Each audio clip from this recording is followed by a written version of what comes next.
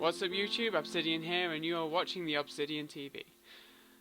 First off, I'd like to thank all you awesome people for tuning in to my first ever episode of my brand new YouTube channel.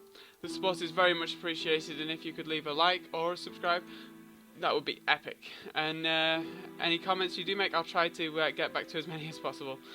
So for my first episode, I wanted to come up with something creative, original, and this is what I've got to show you. This is my automated potion brewer. Basically brews any type of potion with a push of a single button.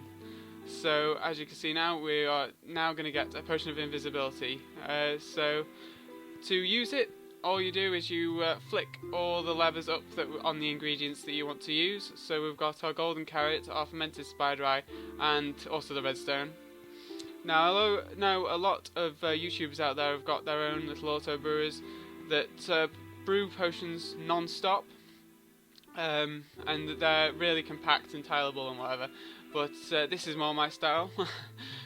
Just a nice little neat row of chests, item frames, levers, easy to use, and also customizable. It's designed to like have an item filter stuck on top of it, and that's exactly what I've done over here.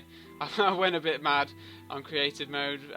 Obviously you won't build that in survival, but if you want to play around with that version, I'll put a world download in the link, world download link in the description. Sorry. And as you can see, this is about to finish up, so the potions are taken away, and it automatically brews an awkward potion ready for the next time we brew our next time we press the button. So here's our potions of invisibility. Obviously we already had 3 in there. So yes, that's our auto potion brewer. Very simple. All ingredients go in the top. Water bottles are in that one. And yeah, so if you want to build this in your own survival mode, these are the things you'll need. Whoops. So the thing about this is it is customizable. If you want to save yourself some resources, you could save yourself half a stack of iron if you say miss out 3 of the ingredients. So I never use potions of poison, swiftness or leaping. So if you want to miss out those 3 or whatever, you can save yourself about half a stack of iron and just go with 11 ingredients instead of the full 14. So if you do go for 14, these are the things you'll need. You'll need the same amount of chests and trap chests as the amount of ingredients you want to use. You'll need twice as many hoppers as the ingredients you're going to use. So obviously if you're only using 11 ingredients, like this one over here, you'll need 22 hoppers. But because of the way we alternate between chests and trap chests, you'll actually need 12 chests and 10 trap chests. So you'll need sort of... I'll let you do... obviously you can figure that out. Levers, you're going to need all levers for all your ingredients except for the nether wart, because a nether wart has to be in it because it automatically brews your awkward potion ready for the next time. And of course item frames aren't required, but I would recommend them so you know which ingredients go where, or at least signs if you don't have the leather. And also these are the redstone things you'll need just to control it.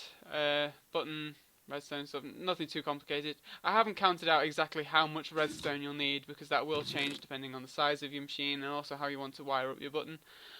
You'll also need building blocks obviously, and you will need a brewing stand, and you also need any kind of unwanted item. You need 22 of them, and it could be any item that can't fit in a brewing stand. So I'm going to use stone, it could be dirt, cobblestone, whatever you've got loads of. And so yeah, that's pretty much all you'll need. As well as obviously all your ingredients that are here. So let's start by putting our brewing stand. Now I'm going to do this without breaking into the sandstone layer here. So if you, I don't know, if you're building on bedrock or something, you want to put your brewing stand 2 blocks up. Now it doesn't really matter which side you put your chest. I'm going to put it this side. So we want a hopper underneath our brewing stand pointing into this chest here. I'm putting it sort of side on so we can access it sort of side on, and we're going to have a full wall sort of here flush, so it looks nice and neat. I'm all about the aesthetics. So we also need a hopper going into the brewing stand at the side here. So obviously that's feeding into the side, and this is going to be putting in our water bottles. So we need another another double chest on top of that hopper, like so. And the thing about this hopper is it can go in either direction, but if you want it to go down, you'll make you'll make things harder for the redstone later. But yeah, this is the way I'm setting it up, and I'll show you guys how to do this. This isn't going to be exactly the same as the one over there. I've sort of used an extra few hoppers to make things a little bit prettier.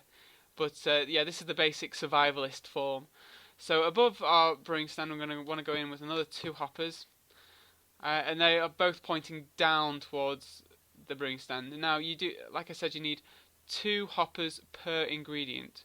So these are our first ingredient, and then I'm going to use 14 ingredients in total. So we've got 1, 2, 3, 4, 5, 6, 7, 8, 9, 10, 11, 12, 13, 14. So all these hoppers are now pointing into sort of towards the brewing stand. As you can see, the little tail is pointing this way, and the one above the brewing stand is pointing down. So items are going to be passed along this chain and into the brewing stand.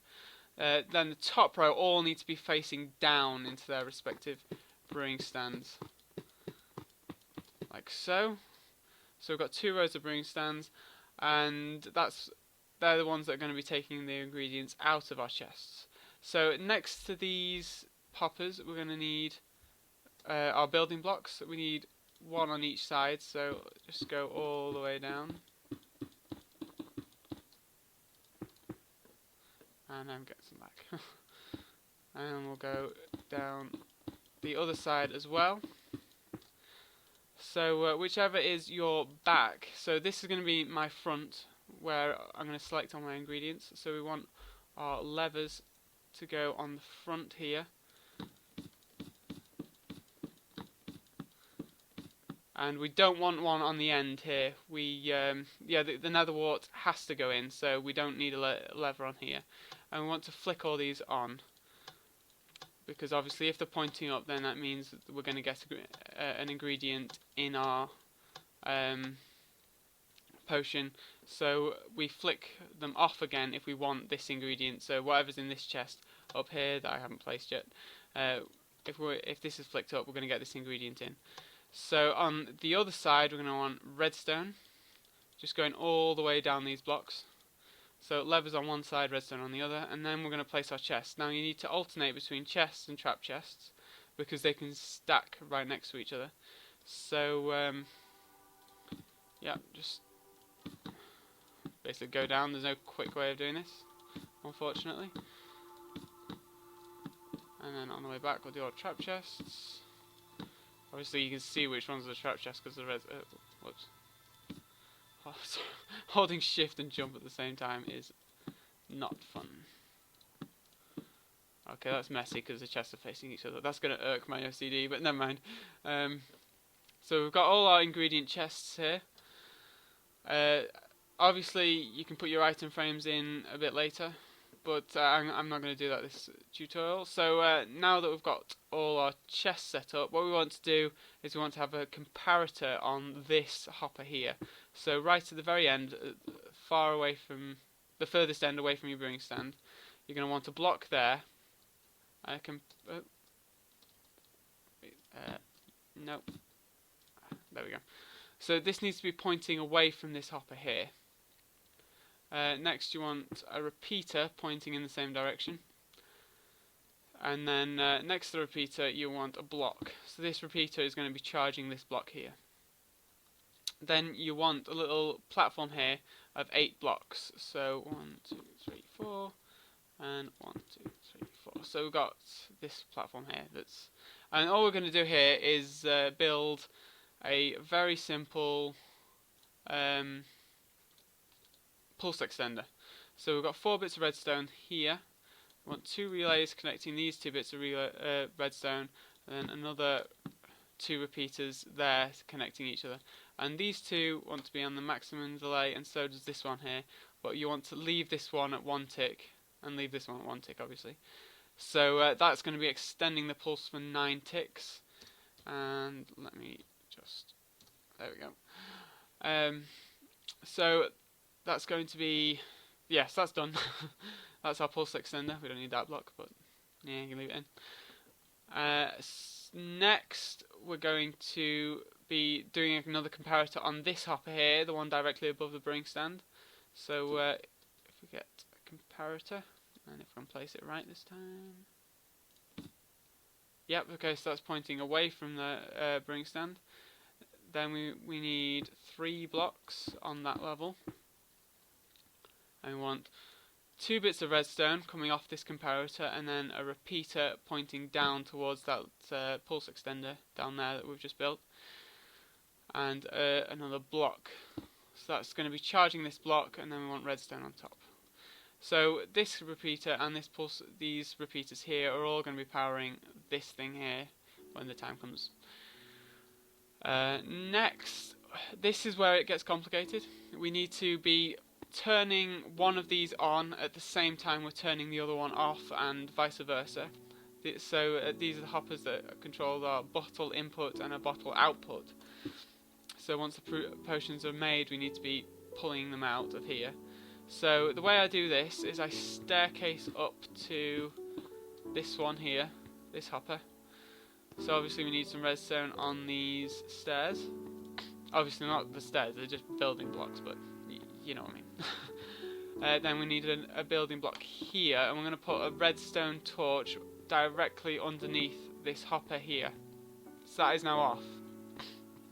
Now obviously the redstone torch has a 1 tick delay, so we're going to need to put a repeater here, and we want 2 bits of redstone here just to make this bit of redstone point into this block here. So this is going to be being charged, and then if we put a block there and a redstone torch on the side of this block, this redstone torch is now alternating between these two. So you can see that this one is being turned off by this bit of redstone, and this redstone lamp is off, so this hopper is going to be working. So now to wire this one up, we need to put a redstone torch there. Then next to this redstone torch, we need a bit of redstone, obviously on top of a block. And then we need a torch on top of this block here. So torch there. That's going to turn off because of this bit of redstone. And then this torch needs to power this bit of redstone on top of this block, but at the same time it needs to power this block as well. So obviously you see this is in a straight line, so it means it's taking power from this torch here when it's turned on. Then we need a redstone torch here. So a lot of redstone torch and redstone here. So redstone torch, redstone, redstone torch, redstone, redstone torch, redstone, redstone torch. So hopefully you can keep up with that. So yeah, I'll just go over it so you guys can see how I've sort of laid everything out. So finally we need to put a redstone clock on this redstone torch here, and we want to set it for 16 ticks, I believe. So this repeater here is pointing in that direction, and obviously we come around here and these repeaters are all pointing in this direction, and we want to set them to the maximum amount of delay. So there we go. And yeah, so that's now going to extend the pulse in this direction to power sort of these two hoppers to control them. So finally, I keep saying finally, we need to set up our button. That's the now that we've got this redstone set up, you can wire up your button however you want, so long as that it's inverted and it powers this repeater here. So this repeater is obviously next to this string of redstone, which is next to these hoppers, and it needs, obviously the repeater's pointing down the bit of redstone. So the way I do this, repeater here, 2 bits of redstone, directly underneath that we're going to have a torch like that, pointing vertically down. So now you can see this is powered, and then we're going to have our button on this block here, and to invert the button signal we're going to put a repeater there. So get the button out. So we press the button, the torch turns off and back on again. Excellent. Right, so that is everything done, everything built, but all we need to do now is we want our unwanted items, which I've left in this chest over here. So we need 22 of them exactly. Did I get them? Yeah. And we need to put them in this hopper above the brewing stand. So I'm just going to come around to the back, so you can see this comparator here. And it doesn't matter how you spread these out, so long as that it covers sort of 4 slots and it leaves only 1 free. So yeah, you could do, I don't know, you could do it however you want. So now you can see that this bit of redstone has come on, but this one hasn't. If we were to put another block in there, you can see this redstone's come on and this torch has come off now. So it needs to be exactly 22 blocks, and you only want 1 space to be free next to it. And yep, the final thing is we need to start off with a nether wart in our brewing stand.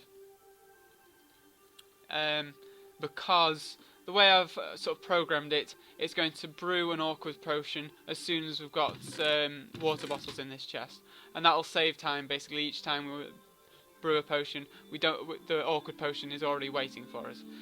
So yeah, I'm happy with that. Now we just need to put our ingredients in. Now the order of your ingredients does kind of matter. So yeah, at the very end one here, we want our nether wart. The nether wart has to go in this one. Then the next 3, you want your modifiers, because basically, because of the hopper chain, the closer the hopper is to the brewing stand, that's what's going to be added first. So you need to put it in the order that it's going to be added to a potion. So if you don't know what that is, you want your nether wart last, because that's technically in the next potion.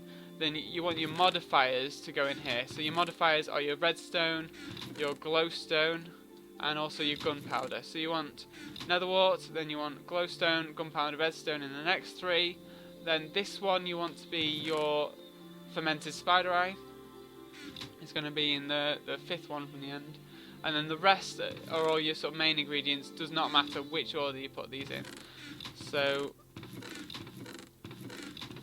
as long as you've fixed up your sort of that far end first, it doesn't matter what order you put the rest of these guys in. And there we go. Okay, and now we just need our water bottles, obviously.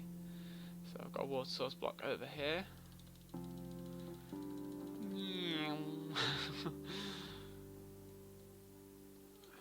And we put our water bottles in. I'm sure there's a faster way of doing this. There we go. So now, as you can see, we've got our awkward potion already brewing. So let's build a potion of poison. So that selects a spider eye. We can make the poison effect stronger by adding glowstone, and we want to make it splash, obviously. So those, I think that was gunpowder, wasn't it? Yeah. So we've got a gunpowder there. We've got our glowstone to make the effect stronger, and we've got our spider eye selected by pointing the levers up. So if we, yes, that's got the awkward potion. If we press this, what we should have is, yep, there's our spider eye.